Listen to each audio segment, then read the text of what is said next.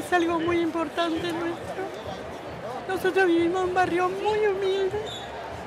Se hicieron las casitas, la gente volvió a creer.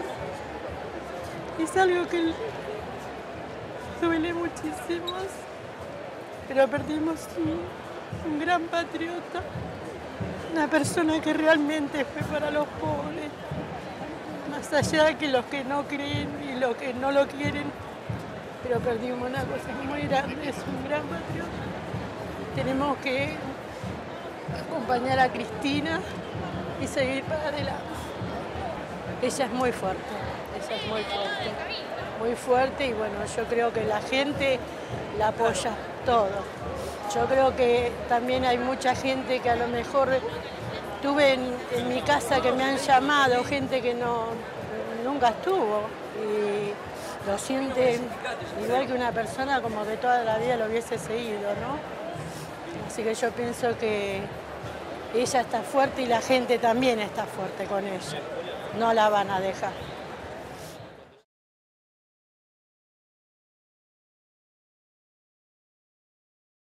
Nuevamente en vivo aquí en los estudios de Telered Moreno y hoy nos convoca el tema excluyente, la figura del expresidente de la Nación, Néstor Kirchner, para contarnos cómo sintió este momento difícil y contarnos un poco de la historia, ¿no? Nos tiene acostumbradas al tratamiento de los temas. Está el profesor Gabriel Grana. Gracias por acompañarnos, Gabriel. Bueno, muchas gracias a ustedes. Y bueno, lo viví como lo vivimos la mayoría de los argentinos, con una tristeza inmensa, pero también con un llamado, como decían recién la juventud acá en esta mesa, con un llamado al compromiso y a seguir adelante, porque si hay una de las cosas que significó Néstor Kirchner, fue un símbolo de todos los anhelos, las ilusiones y el país de justicia social que queríamos, ¿no? y que no lo podíamos conseguir, pero bueno, en base a su proyecto, a la cantidad de liberaciones que nos dio,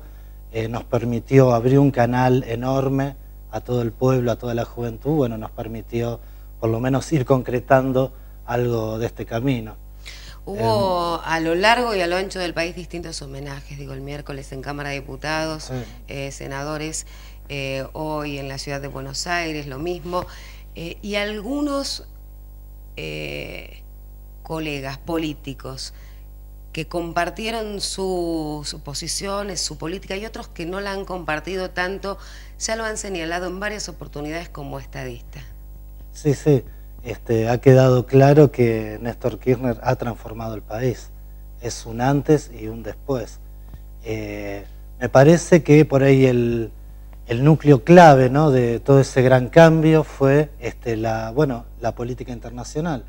Es decir, Argentina, a partir de 1955, el golpe que le dan a Perón, en general estuvo atado a las políticas del FMI. De hecho, en 1956, un año después del golpe a Perón, Argentina entra como socia en el Fondo Monetario Internacional. Una petición de parte del FMI que lo venía haciendo durante todo el gobierno de Perón, porque por supuesto Perón se negaba porque, bueno, no era ningún tonto y se daba cuenta que eso le iba a hacer muy mal al país. Y bueno, de hecho, nuestra historia trágica en lo económico, en los derechos humanos, en la parte justamente industrial, ¿no?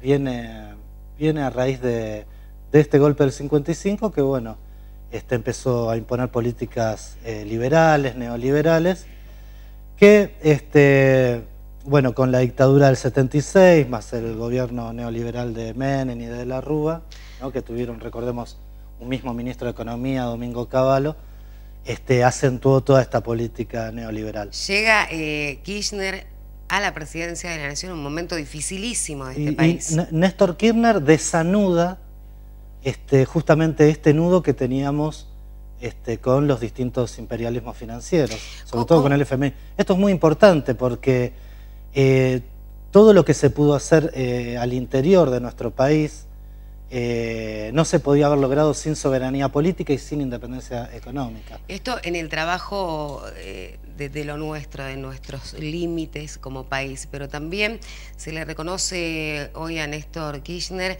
ese trabajo en búsqueda de esa unidad latinoamericana. Sí, bueno, en esto ha sido categórico. Néstor ha forjado una unidad por sobre las diferencias que había en un principio y bastante serias en algunos casos, ha forjado una unidad considerablemente importante, ¿no? Bueno, termina siendo el primer presidente sudamericano, ¿no? Por algo, bueno, Evo Morales, de alguna manera, ¿no?, metafóricamente dice que nos quedamos huérfanos, que Sudamérica se queda huérfana. Néstor Kirchner llevó adelante como nadie los sueños de San Martín, de Simón Bolívar. Y no solamente son sueños o ilusiones, sino que son necesidades que tenía nuestro país y que tenía nuestro continente. Podemos decir que Néstor Kirchner, entonces, en la historia de una Argentina que siempre miró hacia Europa, que siempre, digamos, se dejó ser relatada por observadores extracontinentales, bueno, ha puesto de nuevo a la Argentina en este camino latinoamericano, lo cual es fundamental porque esto es lo que nos va a hacer congraciar con nuestros pueblos hermanos, nos va a hacer congraciar con nuestra verdadera historia, con nuestro mestizaje, con nuestra América nueva, ¿no?, y joven con respecto al resto del mundo, que tiene mucho para dar. Durante el mandato de Néstor Kirchner, bueno, y también de la presidenta Cristina, el mensaje de paz internacional de nuestro país se ha hecho oír, porque lo que tenía Néstor, además, digamos, de tener ilusiones y de tener ideas, era poder llevarlas a cabo. Se dice que, bueno, Néstor Kirchner nos sacó del default, por ejemplo. Bueno, claro que nos sacó del default, pero no solamente eso, también fue el pionero como presidente de los cuestionamientos de las recetas neoliberales, de ir preparando ese modelo de crecimiento económico que iba a ser de la única forma que íbamos a poder salir de default, porque default, ¿qué significa? Es que, bueno, ni siquiera teníamos, o sea, no podíamos tener ayuda financiera internacional debido a esta situación jurídica que estaba atravesando la Argentina. Justamente el crecimiento económico, ¿no?, y todas estas liberaciones nos permitió salir del default, y hoy que la palabra de Argentina se escucha en todo el mundo. Profesor Grana, vamos a compartir material que tiene que ver también con un momento bisagra para los argentinos, bueno, relacionado con nuestros derechos humanos. ¿Le parece? Espectacular. Adelante, director.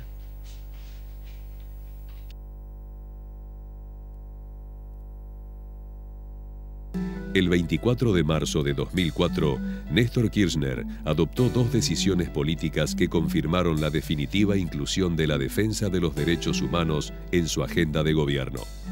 Ese día, cerca de las 10 de la mañana, el presidente ordenó que se sacaran los cuadros de los dictadores Jorge Rafael Videla y Reinaldo Benito Viñone, que estaban colgados en un sitio de honor del Colegio Militar de la Nación. Nunca más tiene que volver a subvertirse el orden institucional en la Argentina. Es el pueblo argentino,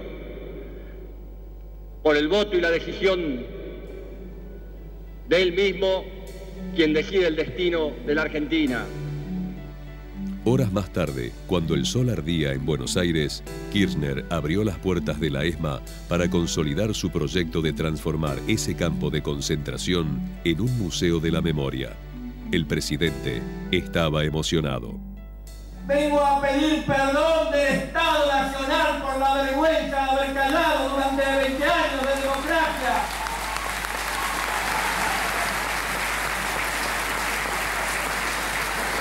De tantas atrocidades. Y hablemos claro, no es rencor ni odio lo que nos guía y me guía. Es justicia y lucha contra la impunidad. Y a los que hicieron este hecho tenebroso y macabro de tantos campos de concentración como fue la ESMA, tienen un solo nombre: son asesinos repudiados por el pueblo argentino. La ESMA con su historia trágica y oscura, se había transformado en un escenario popular, a donde se recordaba el pasado y se pensaba en el futuro, donde se transitaba del horror a la esperanza.